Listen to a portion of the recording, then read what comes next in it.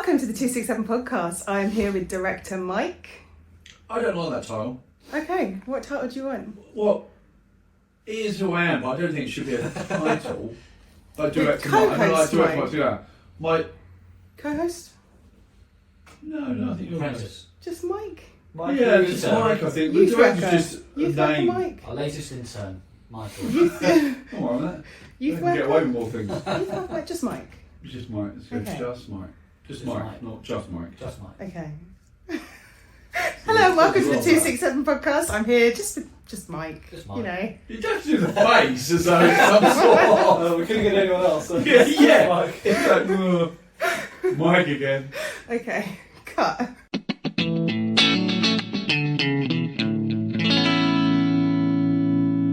Hello and welcome to the 267 podcast. I'm here with Mike and amazing youth workers Joel and Justin. Hey guys. Hello, so good to be here. Is it? But you got amazing before you, It's true. and I just got Mike. Yeah, you, Oh, asked, you did ask for just Mike, so I think that's a great intro. Okay, shall we start with our icebreakers? Love icebreakers. Yeah, so I wanted to tailor this icebreaker today because we have some very deep and intelligent minds with us today. So, And Mike. Mike has a deep, intelligent mind. Join in. Right, Join not on in. Friday, but yeah. And I wanted to ask you, Justin, if God used physics to explain the Trinity, how do you think he'd go about it? And Joel, Without heresies. Impossible, but Yeah, I'll try my best. while you're thinking about that, Justin, He's thinking already. And It praying. hurts. if you were gonna pitch a modern film plot with the characters of the Trinity, what would they be? Wow. And then she would go, Mike, if you could draw in crayon the Trinity, That's a big if. yeah, what would it look like? Plain as if I'm fine. Aww. They're great icebreaker questions. They are. I hope you warned them about that. They're like, No. There's no What? No, It's I ages. love it. No. No, Maybe I the trust. answer at the end of the podcast. Can I call you next week? First let's just be clear that no analogy of the Trinity is going to be accurate. But the first thing that came to mind was the idea of an atom, and then it's made up of protons, neutrons, and electrons, and they're all important and they interact with each other. But there's just something in there which I really like, that most of an atom is actually made up of empty space. And I don't know, I just feel like that is a cool invitation of God inviting us into the space of the Trinity. It's like they all function together and they're so important to hold everything together. That's what atoms do, but there's also space in there for us to come and join. That's what I would say. What? That was a pretty epic response. I Do feel you like see how I trusted that this would be okay? I feel like, you know, when you've turned up to class and someone has done the homework. And you're banking on everyone not doing the That would homework. have been me. And then they come so out you'll back, just blend in, yeah. and I'm just like sweating. I also probably would have reminded the teacher that there was homework. Yeah. So, sorry You were about that that. guy. I was actually. I'm sorry about The that. worst. So, yeah, it all goes back. So don't forget you said we've got an exam today as well. Yeah. Yeah, they're getting beaten up later. Did you get beaten up though, Justin? I did not, Not enough. because I was a sportsman, so Oh, I Beat think them a up. loophole. Oh. You hit the sweet spot of being Yeah. smart as a cookie, Yeah. a suck up, and a really good sports Yeah. person. On this weird Justin Hole. Yeah, on the Venn diagram, you literally, he's survived right in the middle. Yeah. You know, it's pretty Right. big. Wow. So, film plot. There's better answers I than don't that. know. I'm going to start with. It's going to be like a DreamWorks animated film, Nice. and there's going to be a talking dove. Oh, nice. It's the Holy Spirit. This Yes. is obviously blasphemy, but this is what I've been asked to do because it's a talking dove in an animated film representing the Holy Spirit. Okay. Well, I'd use it as blasphemy. I mean, not accurate. Let's really. go. Don't use it as your theology. Yes. No. Yeah, I mean, don't start a church on it. It's a representation. The talking dove apostles. I'm glad you said that because I was about to do that. I'm going to continue running with the animal animated Yep. movie theme. So I don't know.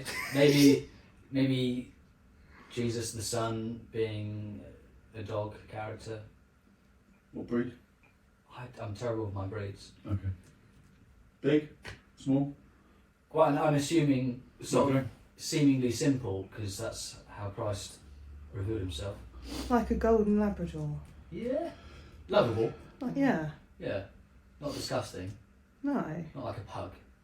That's fine. Horrible. If you love pugs, we're sorry. I'm sorry if you have a pug. I mean, get a proper dog, but yeah. Get one without a deformity. It looks like it's right into a wall at So it can't speed. breathe. Yeah. Anyway, God the Father, what would he be as an animated animal? An owl. Oh, nice. Yeah. Okay. Watching from afar. Not that the Father is far off. He's been made near. But he's wise and he's looking out for us. I like it. And they'd all be friends. It's definitely all friends. Yeah. I love it. Not as good as Justin's. I'd watch answer. I don't know though. I think yours is like layer. I think you could definitely go somewhere with Just yours. making it up as I go on. Yeah, but that's you all It over could go that. somewhere. You're It could go creative, somewhere. John. Mine's going to appeal to a very specific Yeah. set of people, but I think yours is wide-reaching. Maybe that's why I don't like it. You'd rather be boxed. Yeah, I like niche. Okay. Yeah. What I love is you didn't go for a lion as an obvious one, which I quite like about you. Should have gone for the lion. For the spiritual animals, you I go for obviously haven't read my Bible. no lambs, no lions, no Could be a hen though. winged Mother hen beasts. is described. Father God is mother hen. It's true. Mother owl. Really? Yeah, brooding mother hen. So it reminds me of the depiction of was it that in the shack? God the Father wasn't it this There's a woman. this woman, this Yeah. beautiful black woman who was like a feeder, you know? Yeah, I've she never was seen it. beautiful. Heard good things. I don't know, I haven't watched it all the Well, way through. they It's are, very there's also traumatic. descriptions of God that are feminine characteristics, Mm. but it's because it's like God has the representations of male and female, and that's where we get our identity from. So Yeah. Yeah, people wouldn't imagine that though, No. from societal ideas of Yeah. God and the Bible. But yeah, I think when you study the Bible you come to a different kind of understanding, Yeah. don't you? God is nurturing and could be a mother hen. Yeah, he's nurturing like a mother hen. Yeah. It's a simile. Yeah. It's not blasphemy. It's not actually a hen. Okay. Well, off the back of that icebreaker, we'll circle round then. But I'm going to talk about my drawing. would you like to talk about your drawing? No, you carry Poor Mike. I'm going to ask you about your drawing again. on. I'm going to draw it later. I want to see it. Please. Thanks, man. Justin, Yes. tell me about your tattoo. I just feel like it's related Yeah. to your, Which your one? It is. icebreaker. I only have is. one. I only have one. That's why he had such a good answer, because he's already got it written on his arm. Yeah. The I'm answer. ready for this moment. So my tattoo is the symbol of an atom. Just to be clear, it's not actually the correct current model of an atom. That just looks more boring than what this looks. So this is the more like what most people would recognize as an atom. And then it has a cross in the middle instead of a nucleus. And that's because there's two parts. First of all, I believe this is a representation of the world, that atoms make up everything, but actually God is what is at the center of everything. So this has been really helpful for me in speaking with young people about how there's all the science and things around us, but ultimately all of that points back to Jesus, points back to God as creator.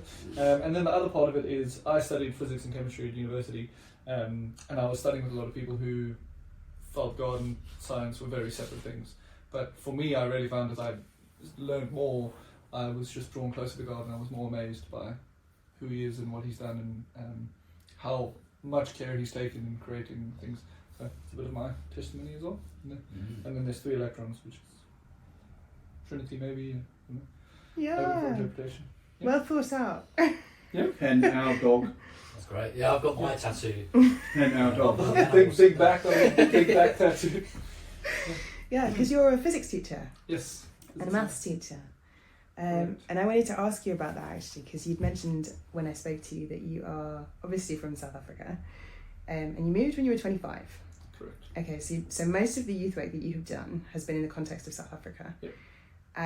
Tell me, with regards to that, how has it been different doing youth work in South Africa and doing youth work in the UK, and what could we learn from each other? That's a very good question. I think there are definitely some cultural differences between South Africa and the UK. So it's been a bit of me needing to learn, for example, needing to choose a Premier League team that I support, and being ready to defend them, and follow that, because that's one of the key conversation points with a lot of people. Is so that's not something I had followed previously. But I think one of the key differences definitely for me is that South Africa, at least where I was living, still felt like there were a lot of cultural Christians. A lot of families acknowledged Christianity or would tick the box for it. So conversations with young people were starting at a different point to what it feels like you start with here. And there are a lot of young people who do go to church, who've grown up with families who go to church, but there's also a lot of young people who really have no context whatsoever. So when you're starting these conversations with them about faith and about God and about bigger questions, for a lot of them it's just a blank slate, and they don't really have any reference point besides maybe just things they've heard from friends or online or things like that. So I think that's a big difference. Is it still feels like there's a lot of young people in South Africa who know a lot about God, which in some ways makes it more challenging because they know what the correct answer is that they have to give you. Whereas here, I found a lot of more young people are just honest. They're just, oh, this is what I think. And even if I'm a complete atheist and I don't believe God is real, I found it quite refreshing that they're willing to share that with you and tell you that that's where they're at. And the other difference is the type of respect in the two different cultures. So in South Africa, there's a lot more sort of ingrained cultural respect, that if you are someone in authority, there's sort of a standard, we will defer to you, show you respect. And there's a very small fringe group that will not respect, and you've got to work a bit on that. But in the UK, it feels a lot more like you have to put in the effort to earn respect from young people. It's not assumed that because you're an adult, you will get it. So that's been a different way of engaging, of really having to show up, be consistent, be like, well, I do actually mean what I say, and I'm going to continue to show you that, and building that kind of relationship. And that's actually something I think we could apply better in South Africa, is not just assuming you have respect, but still thinking we need to make sure we're earning this well, and proving ourselves for that. So, yeah. Yeah. Cut. I'm about to ask you about consistency. Think about that. I'm just going to check the cameras because I can hear that one doing something. You can hear it. Yes. What's it sound like? It just sounded for a second like the lens might have turned off, like it went. But it didn't. It's okay. Where's the elbow? But just because of last time, the cameras. Yeah. I'm just checking because I don't have a cameraman. But it's okay. But we'll just carry on rolling. Every now and then, I might go cut because I need to check the cameras. So we'll just resume. So off the back of that, tell me about how consistency is relevant to that for you, and what that means for you. I would say, someone asked me a couple of months ago, what we were at church, just chatting with some friends, and we were talking about, like, what is the one word you would use to describe yourself, or hope that people would describe you as? And for myself, I said consistency. It's something that I believe, lines up with integrity, that you are who you say you are in all situations. And I think that it's just something that speaks really powerfully to people when they see you in one situation, and then if they meet you in a different place, that they know who you are and who you're going to be. And not that you will treat them differently now because you're seeing them in a different setting, or because you're with different people. And I think I've always struggled with people who show different faces to different types of people. And that's not to say you don't relate to people in different ways, but I think who you are is really important. And I think if we, specifically in youth work, if we are changing who we are in different situations, I don't think we're representing Jesus very well, because he is consistent, and he, it didn't bug him if he upset people with being true to who he was, because that was, what we need to be. So I think consistency is important, and I think when you show young people that, that's when you earn their trust. And they're like, oh, you know, Justin's here again at lunchtime playing games with me. You know, he's, you know, still speaking nicely to me. One of the kids at school this week, I asked him if he wakes up in the morning and tries to think of ways to irritate me, because he just pushes my buttons a lot. But I asked him, you know, why do you keep doing this? Like, it's because no one else will take this from me. He said, if I do this to my parents, they will just get so upset. He said, I've known him for about 1.5 years now, and just have continued to be like, you know, it's okay. You know, it's okay. How's your day? You know, but I think that has created this space where he's like, whoa, what is this person who's just turned up every single time, you know, is willing to put up with me. So I think that's just really important. Yeah. And I feel like when you're explaining that, the word consistency matters, but the word authenticity comes up for me. So I know we've had some chats, Mike and Joel, about authenticity. Could you maybe share a bit about what authenticity and consistency has looked like and the benefit of that for you guys? Well, I was just thinking, I totally get what you're saying about being real and not hiding and not putting on a fake persona and stuff. I think that's definitely true. But I find, for me, in certain situations, I would, if I'm with different people, I might use slightly different types of language or act in slightly different ways. I'm not trying to do that, it just comes out of me as I'm with different people.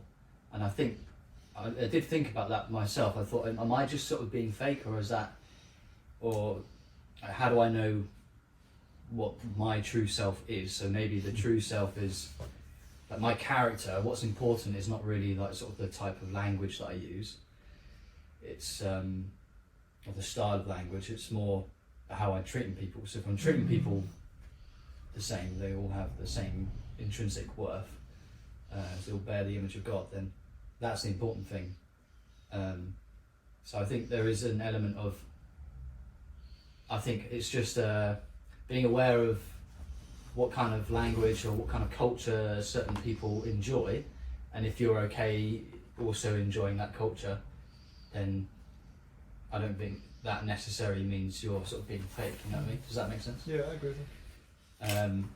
So that sort of thing brings up questions of who is Joel really? Because Joel over here can speak and act in this way, and Joel over here can, you know, in different places I'm sort of doing different things. And am I being fake, or am I sort of just reading the room and responding to people and making sure they are feeling comfortable? And you know, some people are. So Adapting. Yeah, adapting. But I think the main thing is treating people the way you treat people in your character. Yeah, that's really interesting. For my art degree, I looked a lot into archetypes and the different ways that we show up for different people, and I completely agree. Obviously, to be the same character in your value system and the way you treat people, obviously. But I think as women that can be really interesting, because women are seen as quite chameleon-like sometimes. We wear a lot of different hats, which leads me into my questions to you guys about identity. Because I know that you'd mentioned that identity is a really important thing for you, and you know, calling out who God has made young people to be and who they are in Christ. But also just thinking about how we show up in different hats that we're wearing. So Justin, you're a dad. Mike, you're a dad. You know, Joel, you're a professional. You know, we're Christians, but we also live in a secular world. We have a sense of humour. Yeah. You know, how do we show up wearing our different hats? And I think my question regarding this is, how do you encourage and inspire young people to walk in the identity that God has for them in a world that can feel really confusing? I was just chatting to Evelyn this week about a young person they've been working with for a couple of years, and the struggle with this sort of identity thing, and they've just sort of almost come full circle, and she's just seeing glimpses now in them of what she would perceive to be their true identity, rather than all the things that maybe she's sort of seen this person try and fit in, or like. And it's really interesting. The one thing that I was talking to you about, because I knew a bit, was when someone feels safe in a physical environment, they don't need to put on that persona in the same way. And so I wonder, I said to them, I wonder whether over the sort of 18 months, 2 years you've been working with them, that you've just been able to, like a bit like you said about consistency, like you're always there for them, you're not judging them. And so therefore they realise that they don't need to pretend with you, because they can just almost show their true self. And so their true self was always there, but we stick things on them to feel comfortable around certain people and certain places. And it's interesting that when you feel completely safe and valued, then all these things just drop away. And it was really interesting seeing this sort of 2-year journey of this person. But I was just reflecting whether that, I wonder whether, because they've been part of something regularly with people that loved her regularly, that has now caused a transformation, rather than just having some epiphany going, oh, I'm just going to be this now. It's almost like, yeah, they've just allowed these things to drop off. And I think, like I said, it's that the consistency of turning up means that you feel safe, because this person's always there for me. They're not going to ebb and flow when I'm in a crazy place. And I think that's what we're called to do, is to create these places that are really safe, so people can naturally work out who they are, and they don't need to pretend. They don't need to try and behave a certain way to fit in, because they're in already. And things like, and I think that's where the consistency thing is really key, because we put on these, even adults, we put on these protections over time, so therefore it takes time to unravel them. So that's why consistency is so important. You're not going to say one thing to them and then it'll all be like, oh yeah, everything's fine. It takes, and then obviously the more stuff you've stuck on yourself, the longer it takes, you know. It's that head-heart thing, isn't it? It's you say something and they've digested it in your head. You're like, I know I'm loved. I know God loves me. Yeah. You know, I know I'm made. I'm fearfully and wonderfully made. But actually believing it and walking around, and I think consistency helps that drop from head to heart.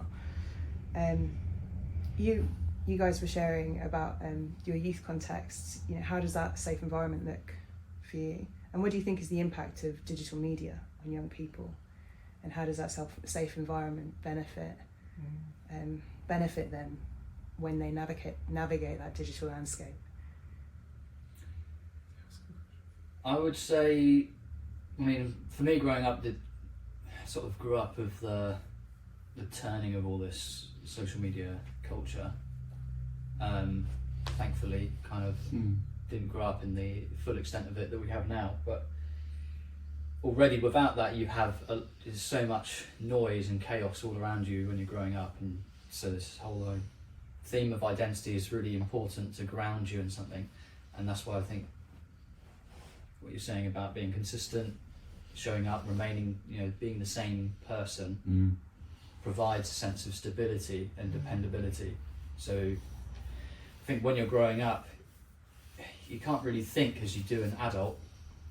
There's just so much noise and chaos, and you're just sussing things out. You're working out who you are, not only, let alone other people.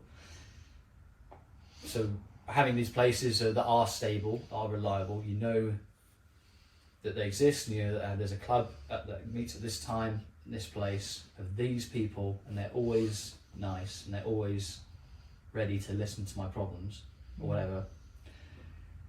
That's super important, even though most of the time you don't catch those fish.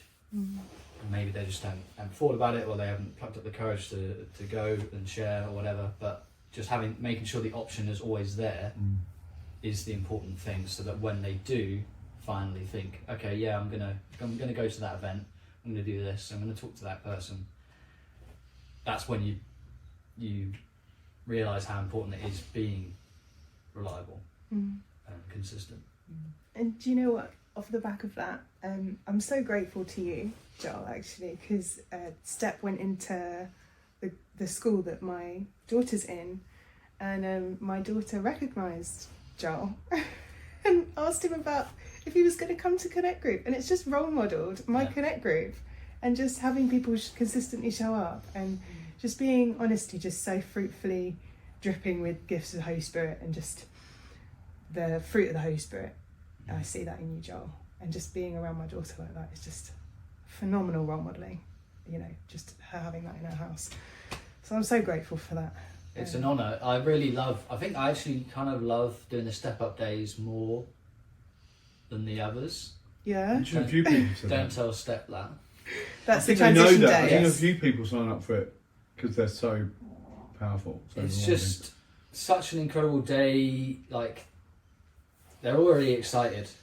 They already have this affinity for Jump, the charity that works with the primary schools, which is similar to Step. So you come in off the back of that and you're like, hey, we're friends as charities, and now everyone's pumped for going to secondary school. Some are nervous, but it's just such a good opportunity to be there and be like, we're with you, and we're going to be in those schools, some of them, so we'll see you around. So it's like, it's really cool, really nice. And when they're at that age, they have such an energy of like a sweetness. They're very full of hope, and they usually get a really good vibe as a team in the class, that they're all looking out for each other for the most part. Yeah.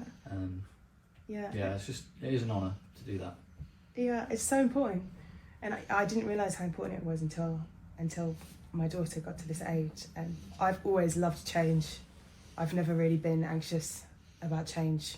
It's just in my nature and my personality is just to be like embracing new things, spontaneity. But my daughter's very different, and I cannot even begin to tell you the positive impact and the peace that transition days and that preparation is bringing to her, because she does feel anxious about secondary school. So really important. Yeah. So any other thoughts on that? Because I feel like we've covered a few things there. Yeah, one thing I did want to just kind of add on to what you're saying about that, like creating the safe space, and I found it really interesting how many young people at the school that I've been going to twice a week for 3 years will come and speak to me about, you know, difficult things that are happening in their life. Like after a half term, there was 1 week where 2 different young people came and spoke to me to tell me someone in their family had passed away in the half term, and it was really hard for them. This past week, I had 2 young people tell me they're struggling with their identity, and one of them said they haven't told anyone else except someone in their family and me. And it's like that blows my mind that I'm the person that they think I need to come and speak to.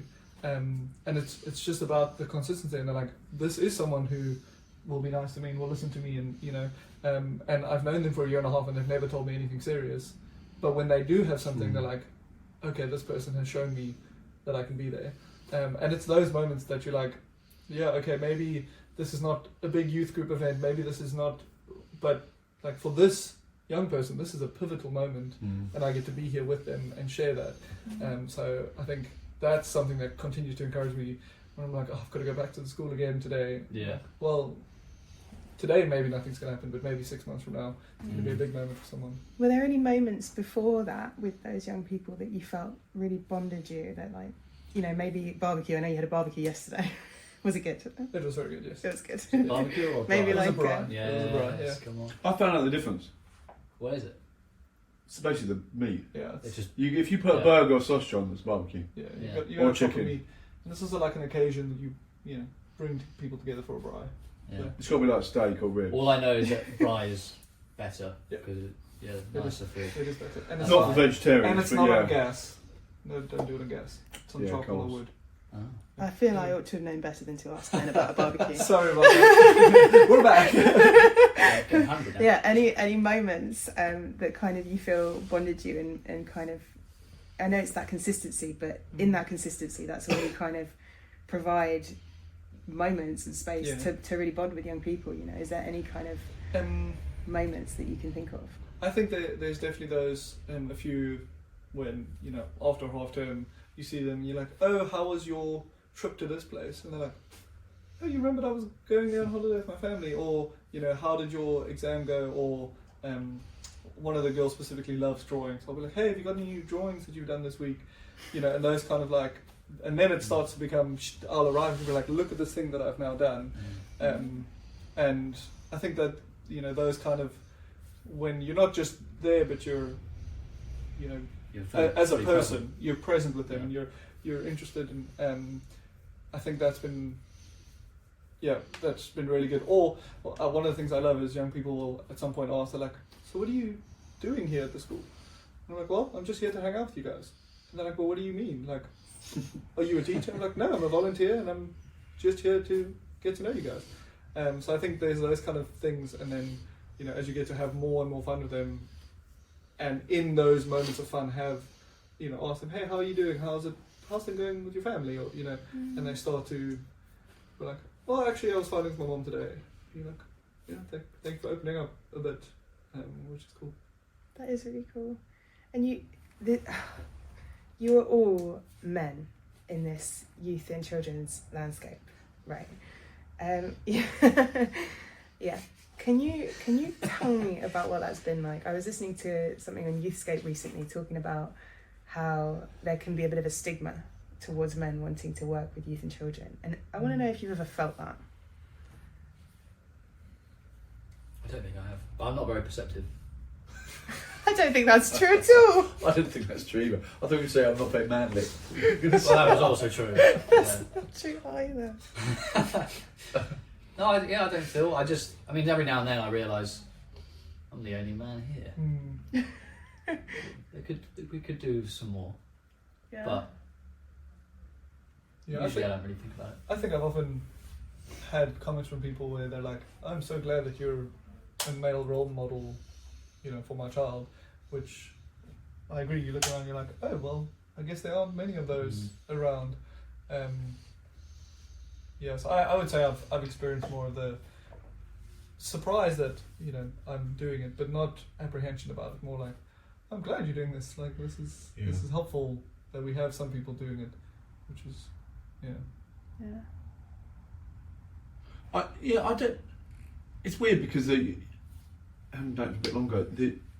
The statistics aren't in our favour because just quoting some of the Youthscape stuff again, like 2.5 million households with a young person in it has no male role model, and that's in our country. So that's 2.5 million. I think that's something like a quarter of kids, young people, and you're like going. And then I looked up a statistic of only 14% of primary schools have a male teacher. So 1 in 3 have none.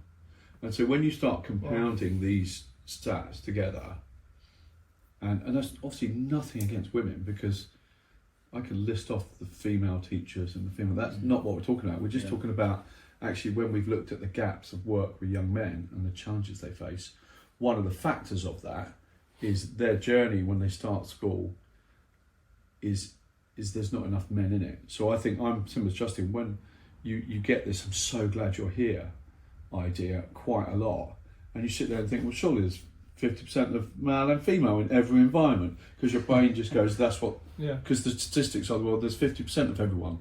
The planet is nearly, I think it's 51-49 at the moment in terms. So you sit there and think, well, surely it's even, but it's not. And occasionally it really becomes quite stark. So the tribe breakfast this week, we had a lovely tribe breakfast. I was the only guy, and I wasn't sitting there going, "Oh, you women, you're taking over." It wasn't that. Well, there was two things at play here. There was a lot more food left over, which I was really thankful for. It's because we had a good chat about Cath Kidston. There was a lot of chat about Cath Kidston and colours. I was like, okay, but I was just sitting there thinking, where are all the guys? Was my first sort of instant, and I texted Joel. I said, "Joel, where were you, man?" I was actually in a school. I know you were, doing which is great. Doing the things. Well done. Rather than just being indulgent over breakfast. So I think Justin's right, there is this, but I think it's told me is that sometimes when we notice things, we need to then say, actually, what is the reaction, the appropriate reaction to do something about that?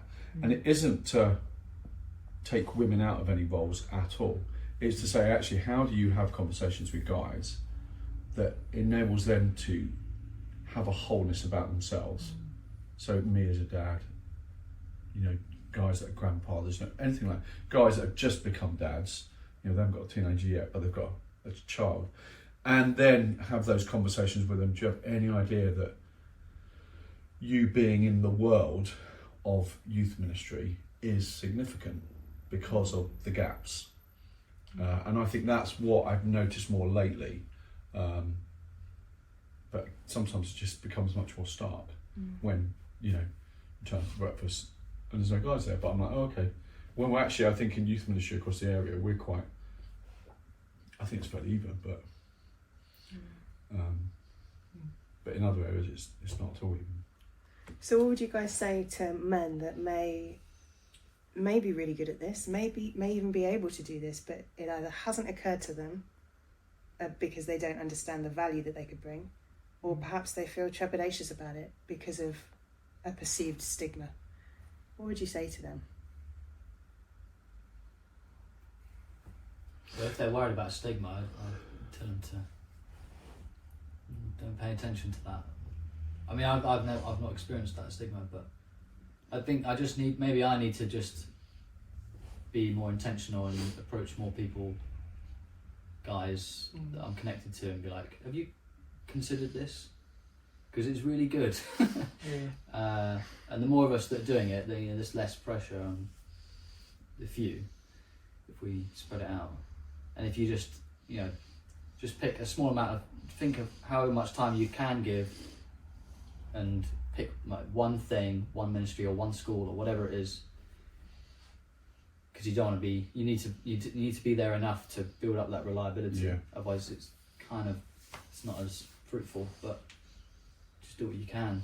I think it's part of what we're called to do. Like, there's no rule, but it does fulfill a lot of what we're sort of commanded to do as the body of Christ. And Yes.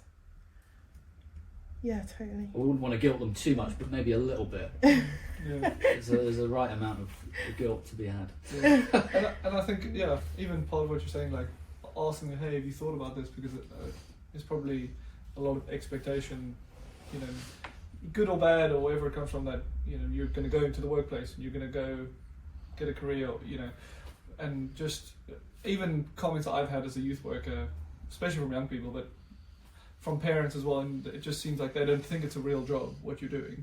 You know, especially young people, like, what do? You just play basketball with kids.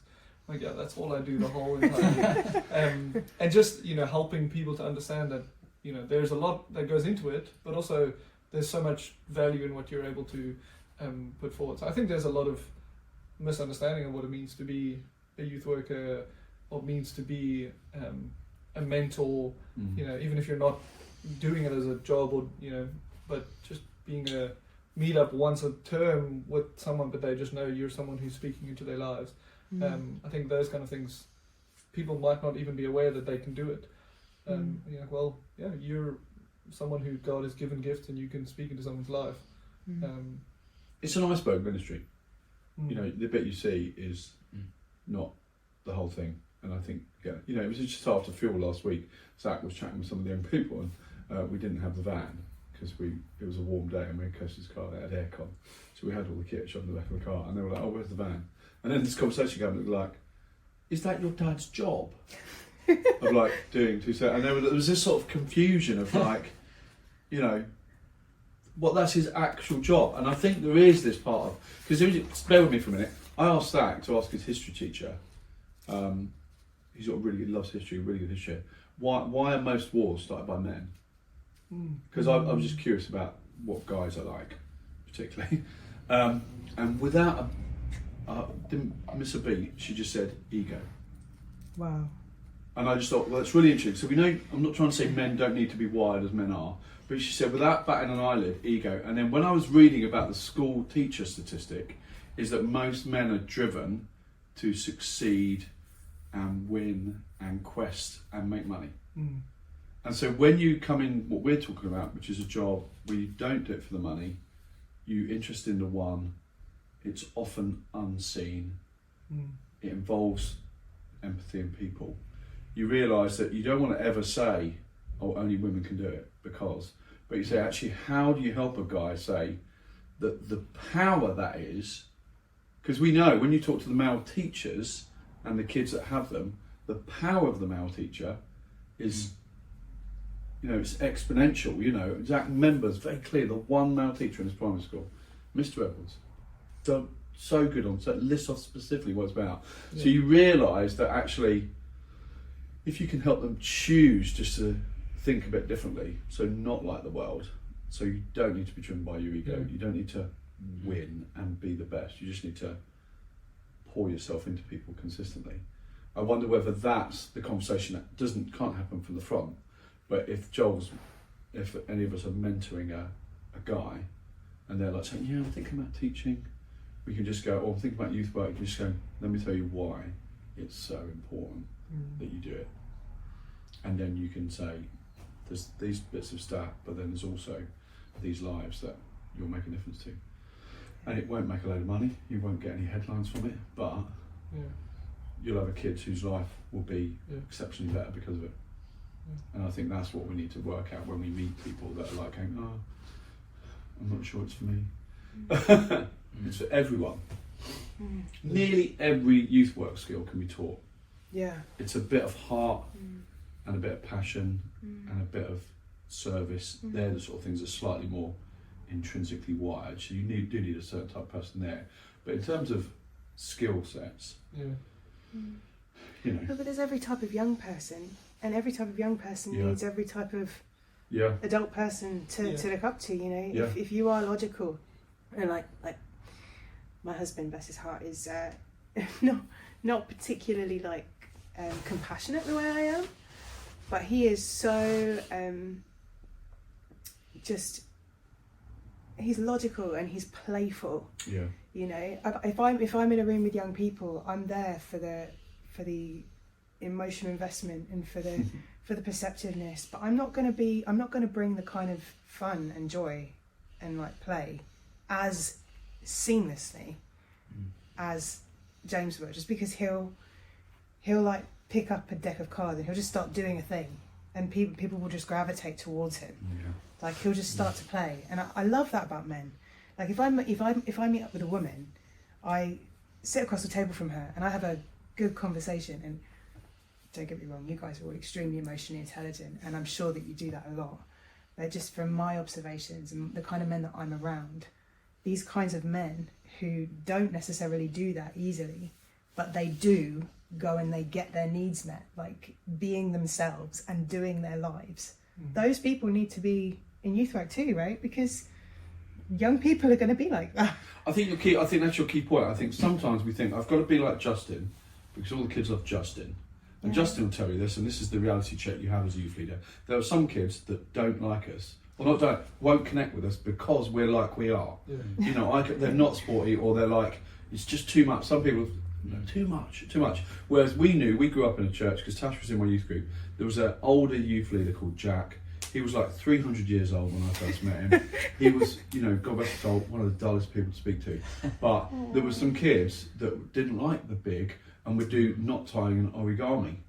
Jack, that was his sweet spot. I'll be like going, I literally am so bored just watching. But these kids were like, they'd come every week doing new knots and new origami with Jack. And I'm like, I can't be Jack. We need you. And so that means if I don't lean into Jack, those 2 or 3 kids that were drawn to Jack, I've lost them. Because as great as I think I am sometimes, I can't get them. So Tash's point is, the more people we say, actually, I need you because of your character and your skill set, as you are. Because every kid we meet, there will be bulks that will be sporty and will react to that. But there were others that just need those different sort of spaces, different sort of time, different sort of ways of approach, you know. And I think that's why it's profound to say youth workers aren't like this. They share one thing, is they have a heart for young people.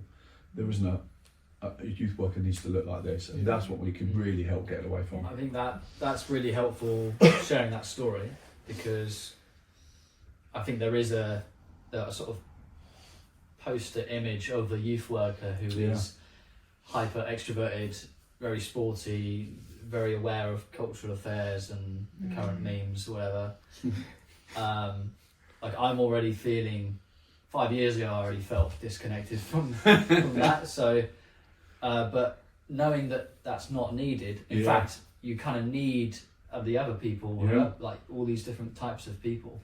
And because otherwise the problem is if you're trying to fit that poster image, you're going to think you're going to try, and then fail. Some not reach certain people, and then you're going to think that I've failed, and you're going to think that's on me. Because if you remember, you're looking through the video from Illuminate. I've watched a couple of clips from the previous year. 2 or 3 kids spent the whole time on scale electrics, and I'm not going, excuse me, there's a inflatable dodgeball thing, there's like that, and they didn't move, and there was because they're just like, actually, this is, I'm in heaven here. Yeah. And we sit there and think there's a dodgeball arena. Why are you not on the dodgeball throwing stuff at people? And that's the same sort of thing. We've got to be able to look at it and say, actually, who's the people that are there?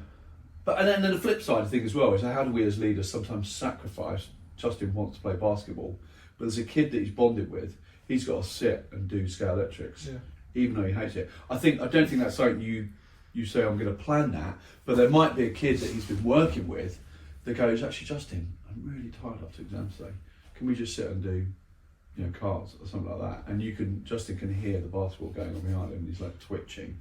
But there's something that will take over Justin. He'll say, actually, my sacrifice here is gold, because this kid will, and in time that kid will go, you really wanted to play basketball, didn't you?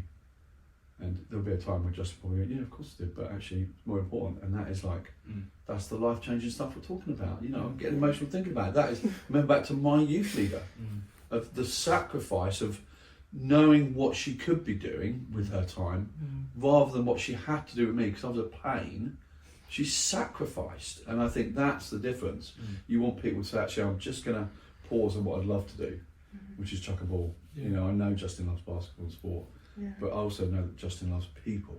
And you've got to say to people, actually, who are the people that you're drawn to? That you're just going to say, actually, I'm going to give up what I want to do, so that I'm going to sit and do scale electrics for an hour and a half, because Steve loves scale electrics, because Steve will remember it for the rest of his life. And know that Justin can be trusted. And I think that often those moments, a young person might not really get it. And then a few years later they'll come back and be like, wow, those, now that I've grown up a bit, and as you said, you look back at your youth and you're like, wow, they really did put up with me, and that can then speak to you later in life. So sometimes it's hard when you're doing it and you're like, does this kid even care that I'm doing this? But they will. There's a lot to ask, isn't it? Yeah. Like, I think when I was a kid, there was not too much going on in the head.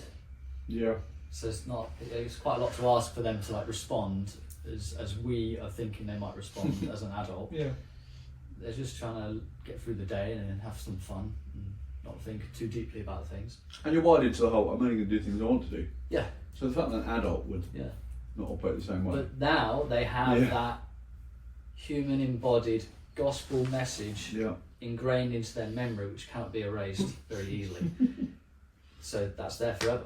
So and it becomes a new reference point for them, like, oh, but they responded differently to what I've seen before, Weirdly, it goes back to your space in your physics illustration, is that's where God moves. It's not like a practical ABC journey. It's like actually God moves in these spaces, and you get this sort of epiphany moments with young people in their late teens, early 20s, where they go, oh, flipping heck. I've seen my youth leader that was a big deal. When he was 12, 13, it's huge. And weirdly, I've seen youth leaders then orientating the way they do youth work, because how the youth work was done to them. So I've had the privilege to have a few young people that are in youth work, and you see the way they operate is, not playing their own trumpet, but you see the way they operate similar to what was done to them, because for them that currency is really real, because they saw the impact of it. So they're almost like, well, why wouldn't I replicate that? And so that's what is really powerful as well, because they know it works, but they don't know at the time it works. Because life, like you said, is too noisy and chaotic, and especially if they're dealing with something, I don't have any other space to try and process. So just kind of coming to the end segment of this podcast, and just wanting to reflect on the spiritual part of this for you guys. So you all love the Lord. Try to.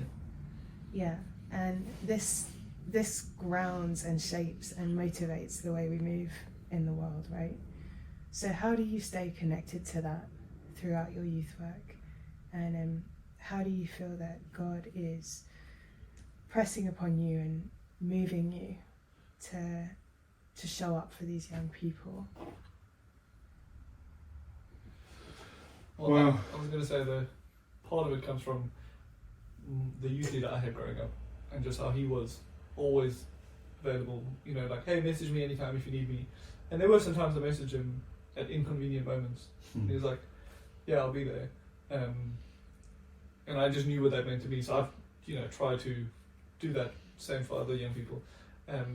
But I think the one verse that's really, like, God's brought to my mind a lot, it's in 1 Thessalonians, and it says, God will make this happen, for he who calls you is faithful.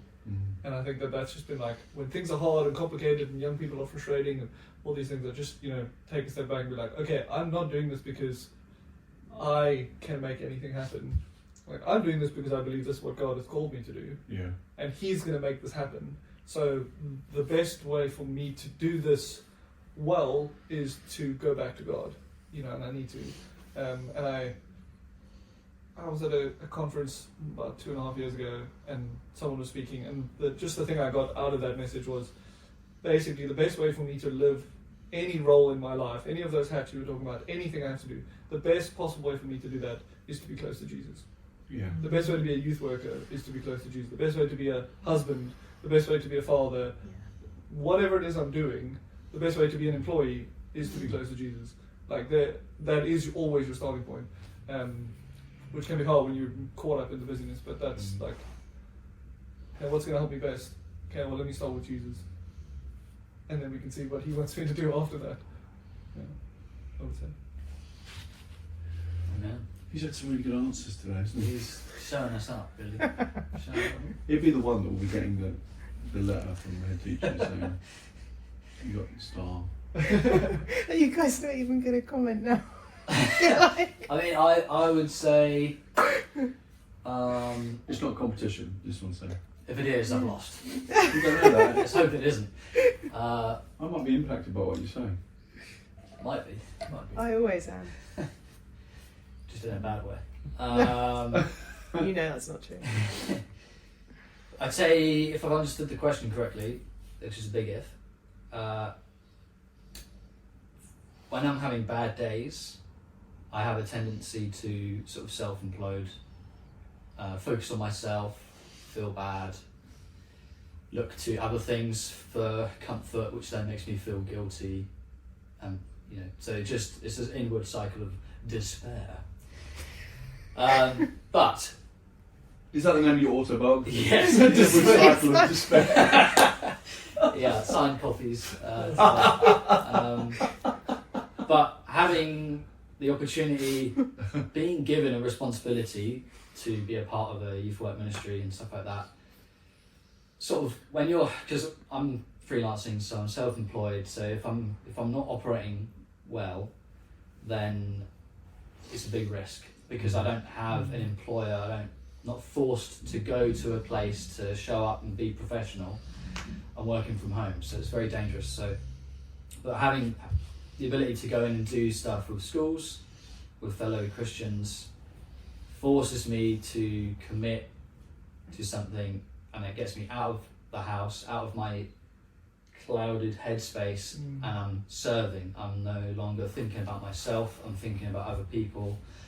Suddenly I'm no longer dwelling on my own problems, I'm focused on someone else's issues, what they're going through, and being there for them. And I think I had a bad day on that step up day actually, and I was feeling rubbish about something, but by the time I come back home I'm feeling great. This God has called us to serve. Yeah, I think the more we, I mean, I need to focus on my issues to make sure certain things don't happen, but there's a good way of doing it, there's a bad way of doing it. So when I come back, I feel good, I feel replenished, I feel built up by people, I'm hanging out with decent people, and then I feel in a much better place to sort my own stuff out. And also I can do that, you know, I'm connected to people because of what I do, so I'm not just on my own anyway, so. I don't know if that actually answered the question, but. I think it does. Do you find that serving, like you say you've been in a difficult place and you serve, and do you think it gives you a different perspective on, like, you know, if you've been in your own headspace because you're just at home and then you're out doing something else, does that then give you a different perspective when you are like, okay, great, now but now I've got to go work through this or figure it out, or... Yeah, it gets you out of the cloud, Yeah. clouded, what I call it, the clouded headspace, so it's foggy, it's just, you're kind of aware that you're thinking about things in the wrong way, you're just sort of being pessimistic and almost nihilistic. It just snaps you out of that. So, and then when you have this, and that's what you need, you just need that little bit of momentum, a little bit of energy, which is why it's important to remain connected. Because any one of us could just, on our own, we could just drift. Yeah. And Someone can I tell entering you, the building. particularly in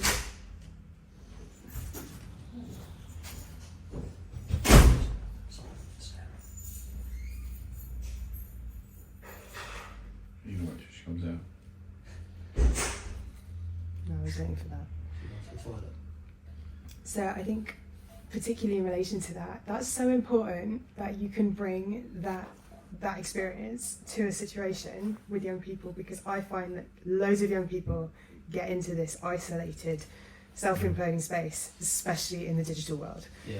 And I cannot even begin to tell you how useful I think it would be for certain young people that I've known to have been able to hear you say that, to be able to hear you say, getting out with other people, getting out in the real world and being able to, you know, have that replenishment is going to do the world of good.